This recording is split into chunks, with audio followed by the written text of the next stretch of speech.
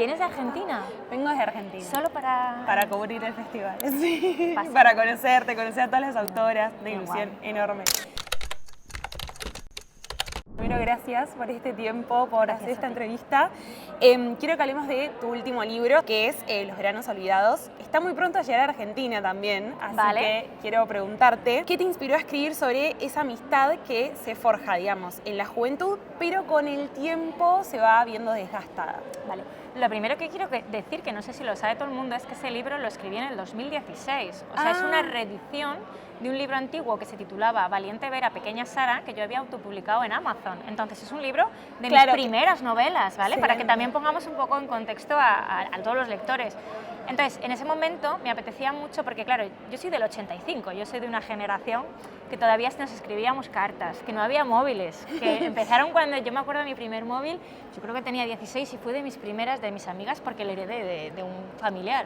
Entonces quería reflejar esa nostalgia de cuando llega el verano y tus amigos del verano y de, no sé, enamorarte de un chico, ¿no? Y esperar a que te llame, se atreva a llamarte a tu casa. Claro, porque claro, no había, en ese momento. Claro, ¿no? Y cuando te llaman es como, ¡oh, Dios mío, que está mi madre en el salón, ¿no? O esperar eso a una carta, a una postal, ¿no? Esa nostalgia de esos años, pues eso, de los 90 ahí, que claro, ya se ha perdido, ¿no? Entonces me hacía mucha ilusión como recrear un poco eso, ese ambiente. Y eso es un poco las vibes, ¿no?, que dan los veranos olvidados, esa sensación, ¿no?, de espera, es que todo eso lo hemos perdido, porque ahora estamos en la era de la inmediatez, entonces todo eso lo hemos perdido. Tenemos todo al alcance de la mano, a veces, o tan rápido. Entonces hay que ponerse en contexto para leer la historia, ¿no? Es una historia temporal totalmente, donde ellos se dejan de ver, ¿no?, durante unos años, y luego hay un reencuentro, ¿no?, y entonces, ¿qué ha pasado, no? Y bueno, y esas amistades duraderas, ¿no?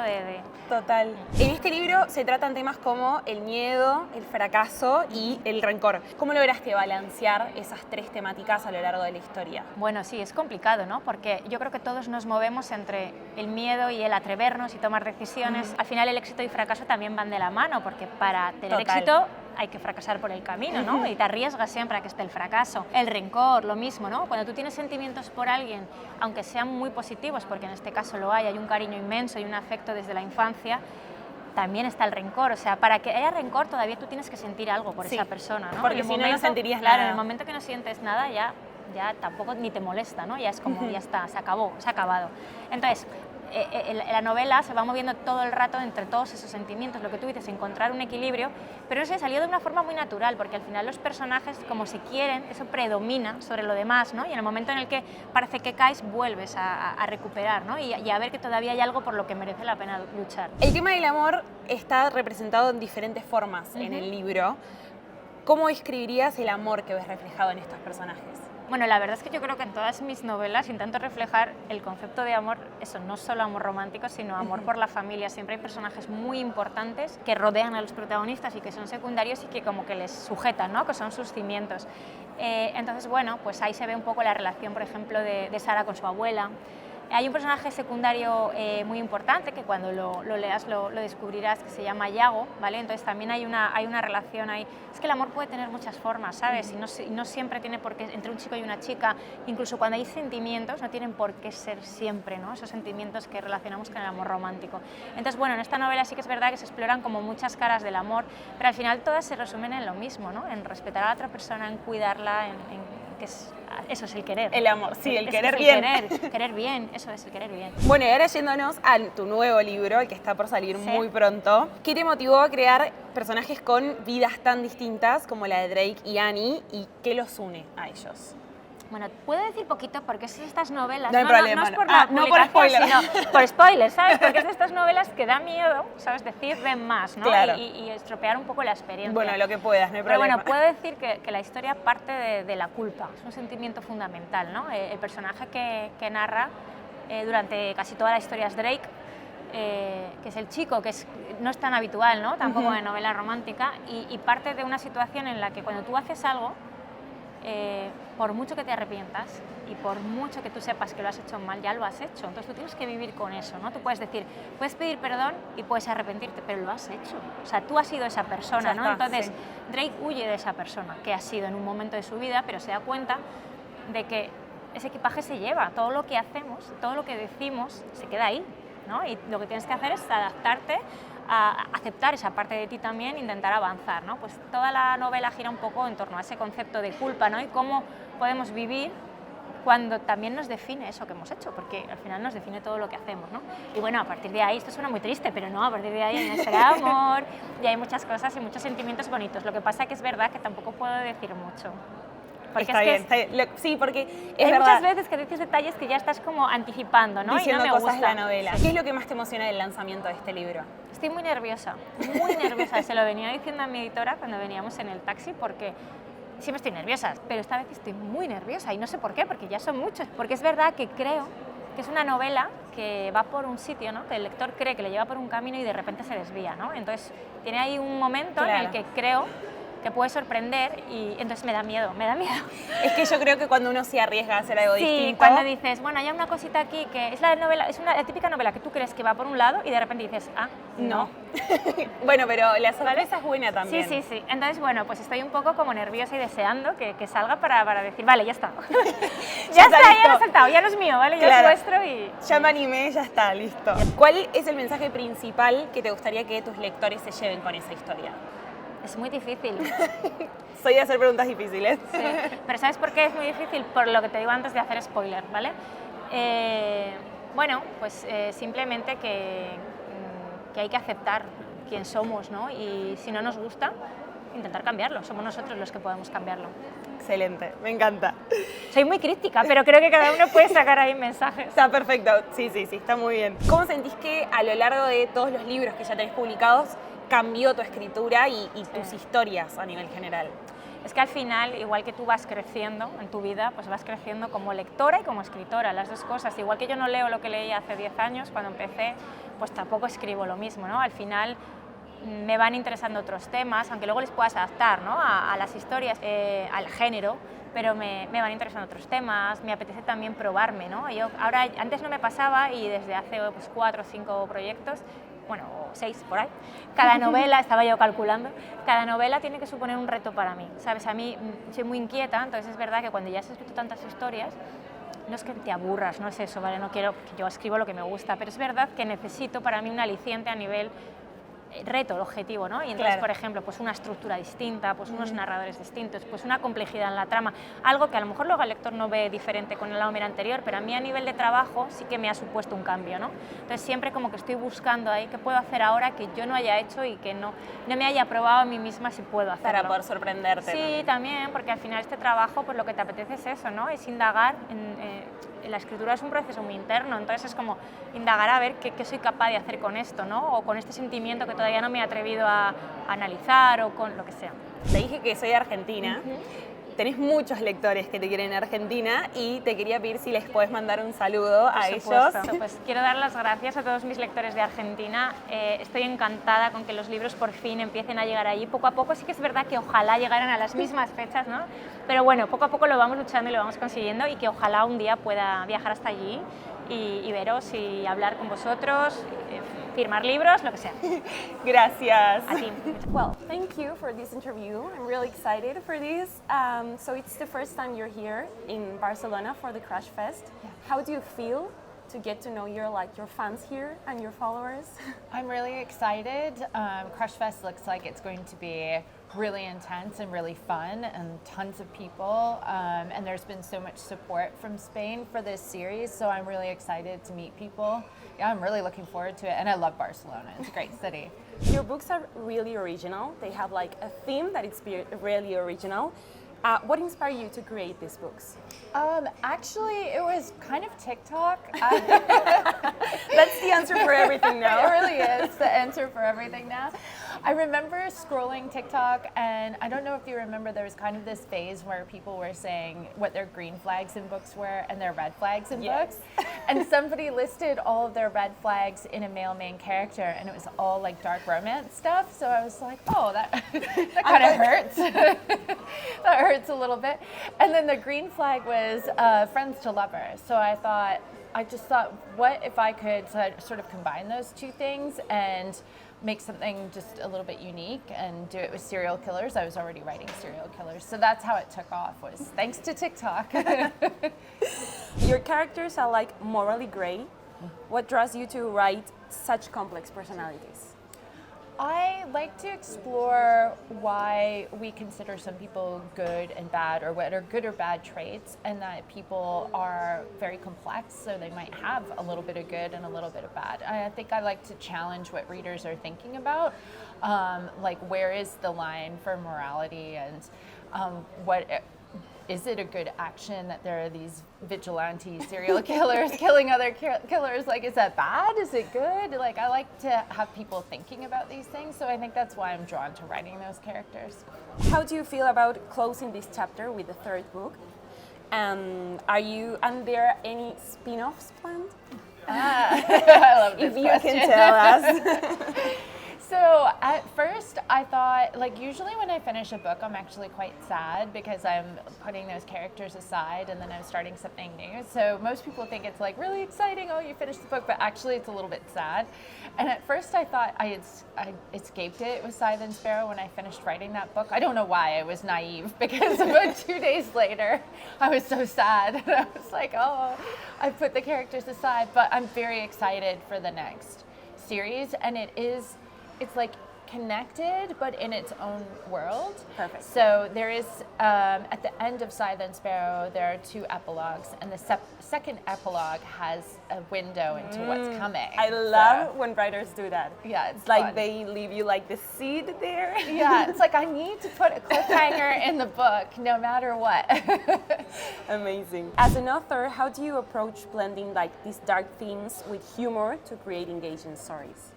I think it's kind of part of my personality. Like, I find, I'll make jokes at kind of dark things, or I find dark humor really funny. So I think it sort of like comes naturally to me because of what I gravitate towards. I like a lot of dark British comedy, horror movies, that kind of thing. So for me, it's kind of a natural blend. But yeah, I tried to just lighten the mood of some of the more intense scenes with putting a little bit of humor in there, and that kind of just is my way. Yeah. Do any of the characters have things from you or from someone that you get to know?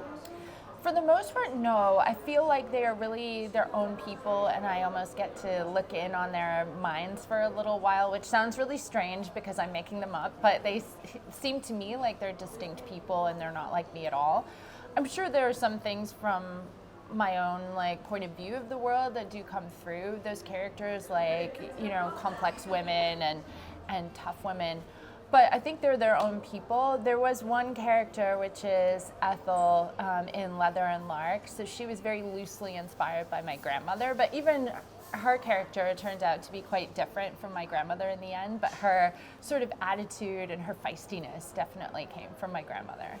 What has been the most exciting part of bringing the Kane brothers' stories to life? I think the most exciting part is actually seeing how people react to them, how they embrace the characters, how they cosplay the characters. Like, that's been the most exciting and unexpected thing, was just seeing how much love that people have for the characters and how much they're willing to talk about them, which I'm really grateful for. I think having that gratitude has been the most surprising thing. Like, you don't really kind of expect it, but I'm grateful every day for the people that want to do interviews or want to read the books or really love them. I think that was the most surprising thing. So, as I told you, I'm here in Spain, but I'm from Argentina. Yeah. Your books have just arrived.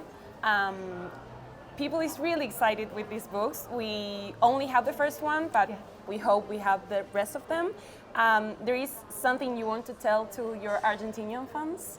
I am so thankful for all of the support and for wanting to embrace this series. I know it's really different and people have really gravitated towards it, so I just appreciate the love and support so much from the Argentinian fans, and it's a place I really want to go to, so I'm hoping that one day I can get there and meet people in person, which would be a dream.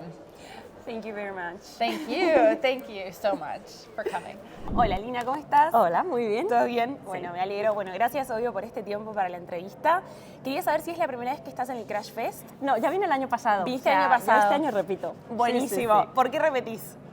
Porque el año pasado fue maravilloso, lo pasé muy bien y además es que yo sabía que este año iba a estar la cosa muy animada, o sea que estoy encantada de estar aquí. Qué bueno. Quiero hablar de tu última trilogía, que es la trilogía Azar. Sí. Argentina todavía no llegó completa, esperemos que llegue pronto. Poco a poco. Sí, pero bueno, tengo algunas preguntitas igual para hacerte. Vale. Tenemos a dos protagonistas, tenemos a Bev, tenemos a Chris. Bev está convencida que su destino está escrito, mientras que Chris cree que el amor se construye día a día. Sí. Esto es un poquito más personal, pero ¿vos de qué lado estás? ¿Crees en el destino o en las decisiones? Bueno, yo esto sin que sirva de spoiler, porque nada que ver, ¿vale?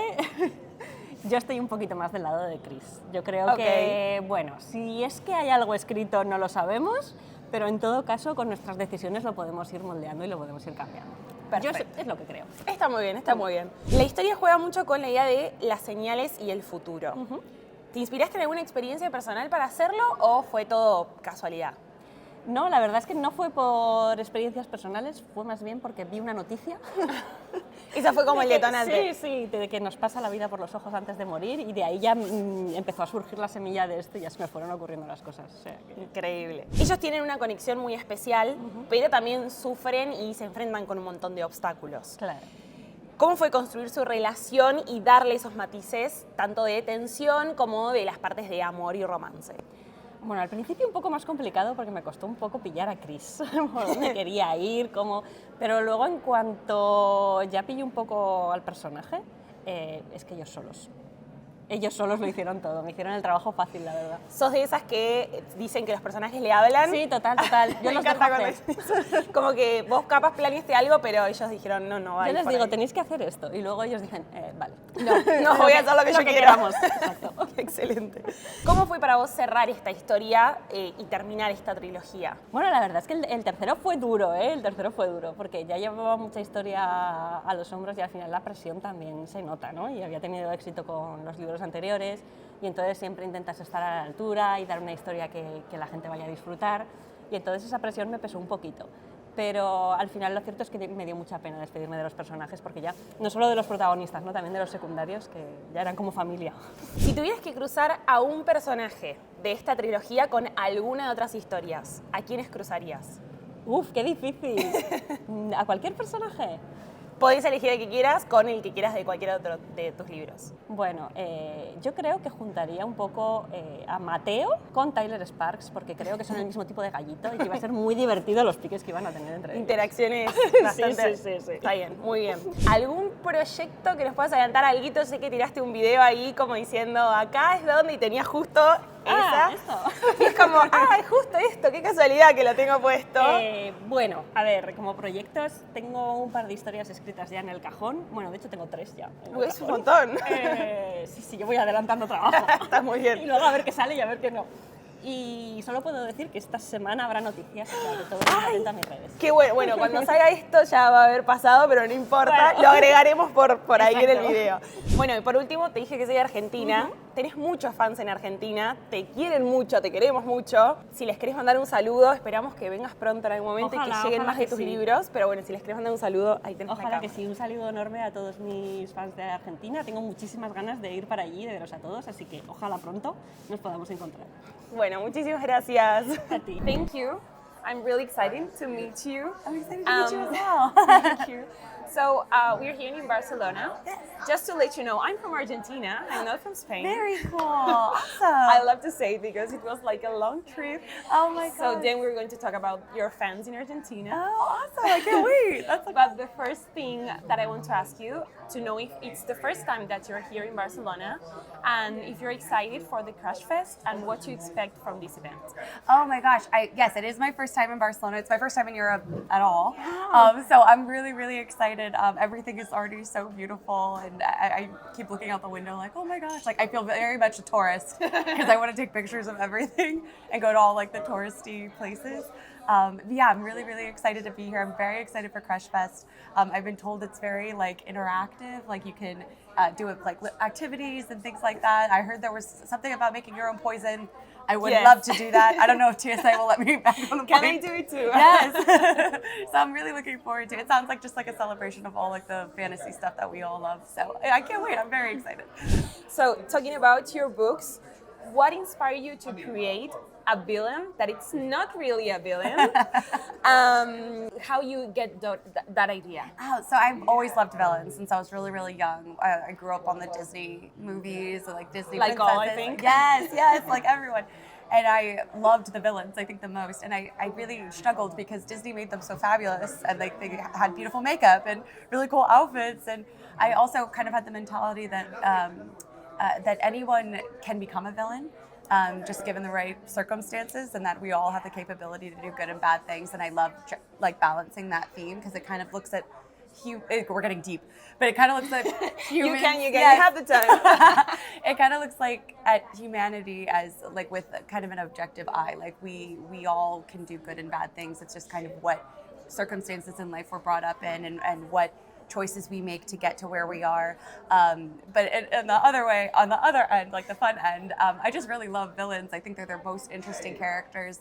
And this actually started from a TikTok series that I started doing during the pandemic. Because I was like alone and bored, and I was trying to think of funny skit ideas. And I was like, it would be really funny if like a fantasy villain had like an assistant and she had to like clean up his torture chamber and things like that.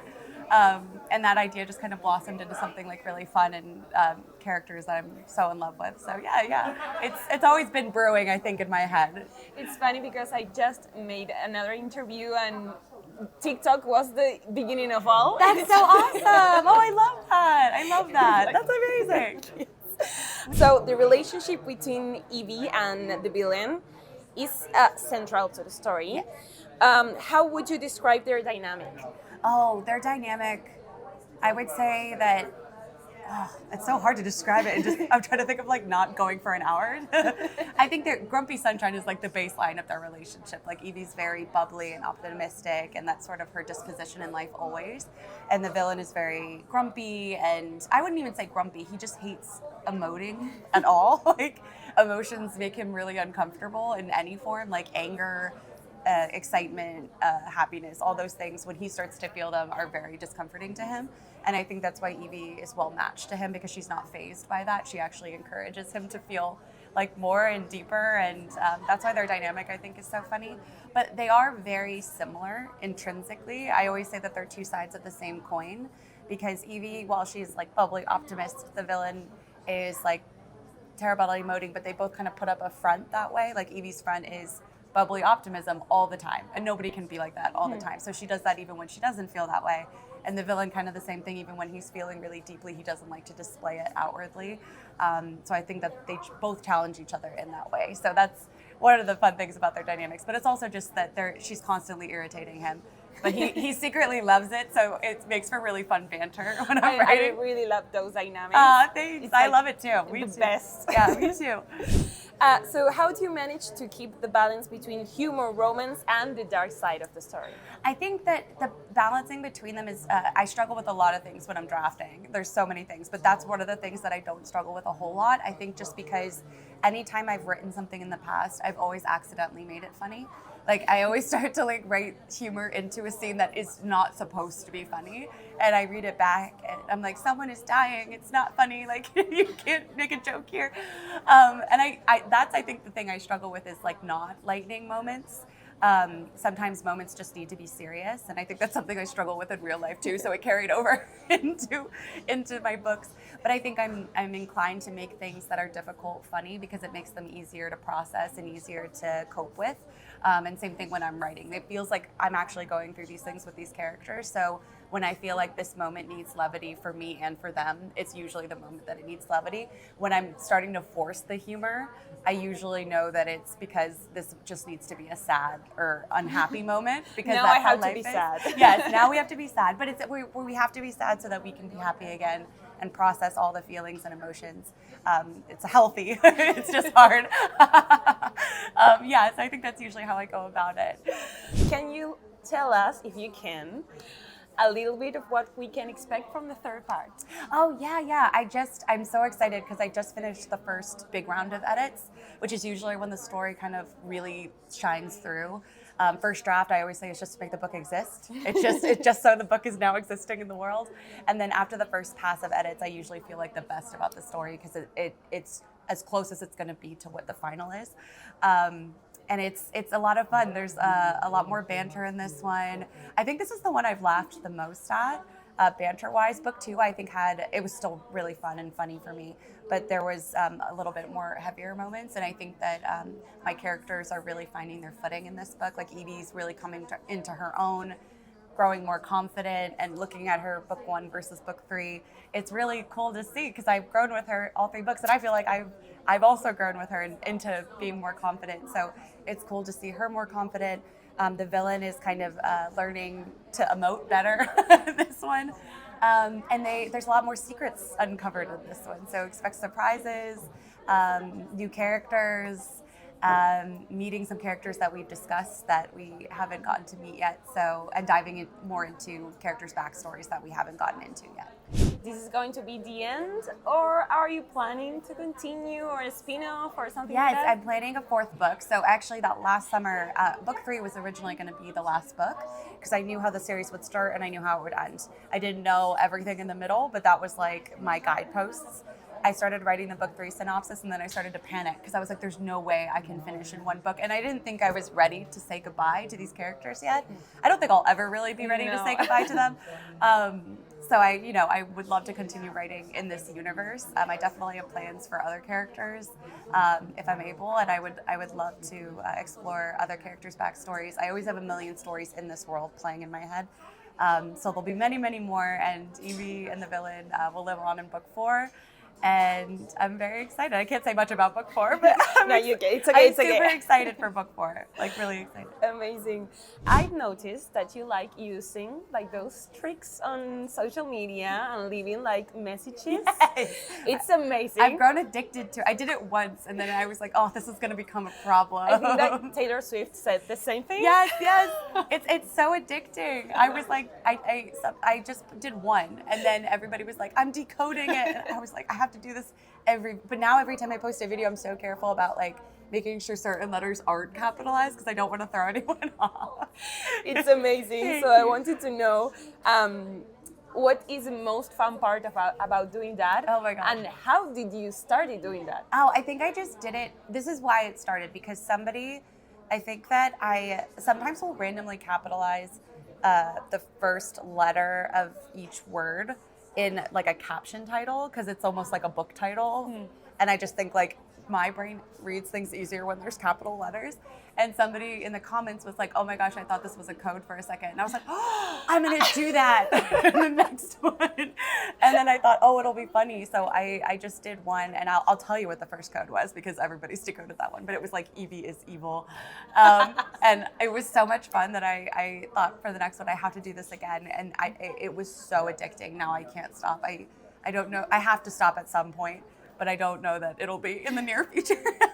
Now you created a monster. Yes, a monster. And I love in the comments, like when people are like, I have my notepad out. It feels like an inside joke with everybody, all my readers and all my followers. So it's really fun. It's amazing. Yeah. So I told you I'm from Argentina. That's awesome. And your books have just arrived. So we're starting to amazing. reading you. Amazing. Do you want to get to know Argentina and to travel there? Do you ever Oh, been? I would love to. There's so many places that I would love to go and so many places that my book exists that I can't even believe it exists outside my computer sometimes.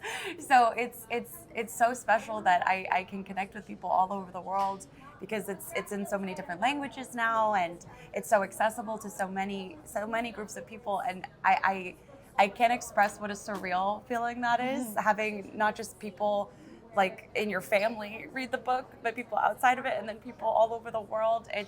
It's unbelievable. I never thought I would travel this much because I've always been a little timid when it comes to traveling, but I'm addicted to traveling now.